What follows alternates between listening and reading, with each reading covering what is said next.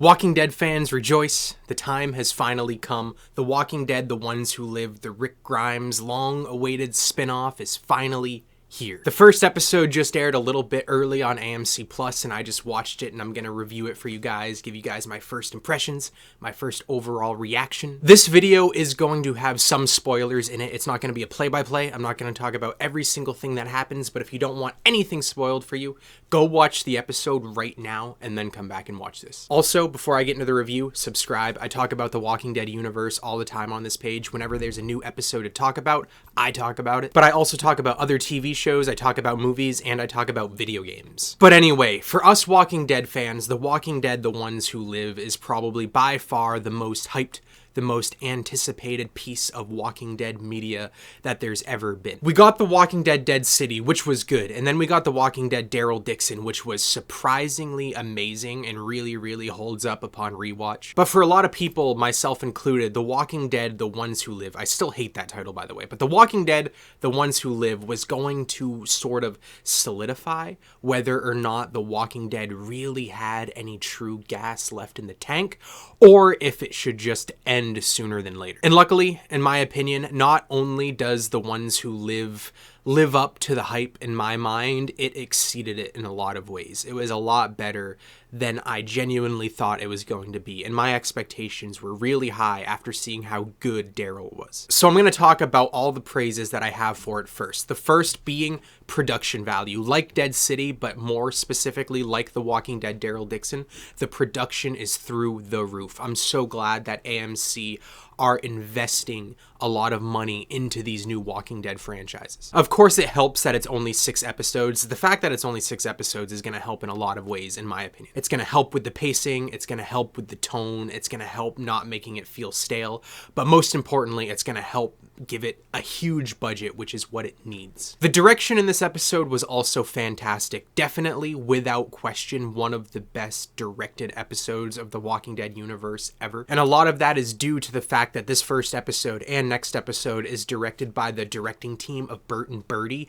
They directed a good handful of episodes in the Hawkeye TV show. And there's nothing wrong with directors who mostly work in television, but it really helped this show getting a more cinematic approach with who they chose for their directors. But now let's talk about the narrative a little bit. And the narrative was, in my opinion, exactly what it needed to be. This episode did a fantastic job really showcasing how powerful the CRM really is. The thing that I wanted the most, the thing that I was so nervous about ever since Rick left, was they better have given him a damn good reason why he never returned, why after 5, 6, 7 years he never made it back to Alexandria. This is Rick Grimes we're talking about. This is a guy who has overcame the most difficult odds, who has been the underdog in almost every situation he's been in and has managed to survive. So what took him so long here? They better have had a good reason. And in my opinion, they did give him a good reason. Again, they showcased how powerful, how strong, how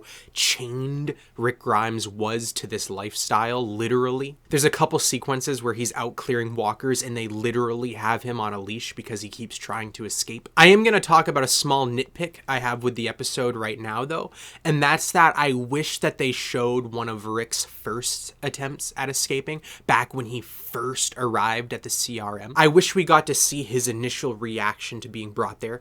I wish we got to see his initial reaction to learning that he could never leave. And we did see a couple of Rick Grimes attempts, but it was mainly him just trying to run away, killing a couple walkers. But again, I wish that we saw his first attempt, and I wish in that first attempt he took out a few CRM soldiers. You know, I wish that he showcased the season 5 Rick. I just wish that there was a moment where he first tried to escape and he did something badass and he slaughtered a good handful of CRM soldiers, but unfortunately we never got that, so it made his escape attempts that we did see feel kind of lackluster for Rick Grimes. So this episode begins 5 years after the bridge blows up, which in timeline would make this kind of coincide with season 9 of The Walking Dead, the time skip after Rick leaves. But throughout the duration of the episode, we get year-long time skips a couple times, and then by the time this episode ends, Rick is caught up with the main current timeline of The Walking Dead. And in this timeline, we see Rick going from being someone who just clears walkers, who is on a leash, to actually joining the CRM military and getting one of those badass costumes and learning a lot of hand-to-hand combat and actually flying a helicopter. And it was so cool to see. Spoiler alert, I told you there would be spoilers in this video, but very early on in the episode, very, very early on, Rick loses his hand. I know a lot of people predicted that would happen. Rick in the comic books loses his hand way in the beginning, way like before the governor. No, right when he meets the governor. So it's cool to see Rick finally lose his hand in the TV show, and he gets this badass metal hand that has like a knife come out of it. He reminds me of an assassin from Assassin's Creed. And I just really appreciate everything they did with Rick in this episode. Not only is Andrew Lincoln as capable of portraying Rick than he's ever been, it's arguably the best Rick performance he's ever given throughout the duration of a whole episode, in my opinion. There's so much subtlety to his performance, so much emotion just in his facial expressions, which he's always been good at that, by the way. Ever since day one of The Walking Dead, Andrew Lincoln has been a top tier actor, but he's even better here. And it's so depressing yet so exciting to see Rick at arguably his most desperate. Now, probably his most desperate moment was on his knees in front of Negan. That's the most desperate we've technically ever seen Rick, but this level of desperation that we see Rick at now is a deeper just sadness, a deeper level of failure, a deeper level of just realizing there's nothing he can do. Again, slight spoiler here, but in the very beginning of the episode, we see Rick contemplating suicide. He has a piece of glass to his neck, and that's a low point I genuinely never ever thought that we'd see Rick Grimes at. And again, it's depressing, but it's also exciting because it's only uphill from here. We get a good handful of new supporting characters in this TV show as well, and that's something I'm always hesitant about when it comes to a new Walking Dead show, because every character in the Walking Dead universe way back at its peak, every new character felt cool, felt unique, felt believable, but the Walking Dead universe in general has just had a hard time lately making new characters feel important and just making characters feel like real people. The new characters that were introduced in Dead City were all right, but the new characters introduced in the Daryl show were some of the best new characters we've gotten in years and years and years and years. And based on this first episode, I think that the supporting cast in this show is going to be even better.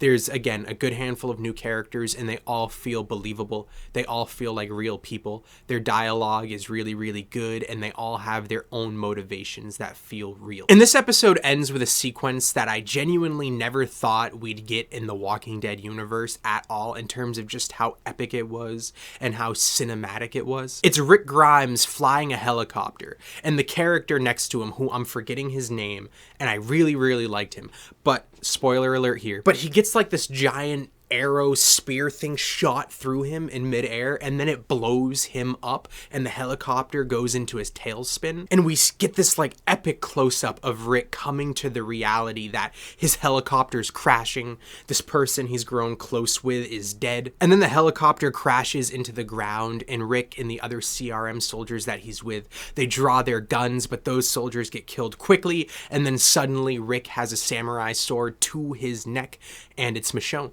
And that's how they're reunited. And it's epic and it's amazing, and I don't think they could have done it better if they tried. But just that sequence, how epic it felt, how well directed it felt, how big of a budget it felt like they put into that sequence was just phenomenal. And I'm just really, really thankful that they still believe in the Walking Dead franchise enough to put this much effort and resources into it. If you went back to 2017, during, I think, season 7 of The Walking Dead, during the infamous deer shot, that horrible CGI deer, and you told me that in the future we'd get sequences that are this epic and this good and this cinematic, I probably would have laughed at you and said, no way, those years are long gone. Again, I'm not going to talk too much about the specific narrative in this episode, but this episode has direct callbacks to the first episode of The Walking Dead, or the first few episodes of The Walking Dead. It has direct callbacks to the end of season 1 of Fear the Walking Dead, and it has a direct callback to season 1 of The Walking Dead World Beyond. So this show managed to tie itself into pretty much every other Walking Dead show, but it felt organic, it felt real, it didn't feel forced, it didn't feel contrived. Yeah, I just really, really loved this episode of The Walking Dead universe, and it's just a surreal feeling knowing that we're arguably in another peak of the Walking Dead franchise. Daryl Dixon season 1, and based on this episode, The Ones Who Live, they feel like they can genuinely compete with the best of the Walking Dead universe, the best that it's ever been, and I never ever thought we'd get to this point again as Walking Dead fans. Normally this is the part where I talk about what I didn't like about the episode, but there's honestly not that much. Again, my only real nitpick is I wish we got a couple scenes, a couple sequences of Rick in his early time in the CRM. But anyway, that's my quick and brief thoughts on the first episode of The Walking Dead, The Ones Who Lived. What did you think about it? Let me know in the comments, and yeah. Thank you for watching, especially if you watched this far.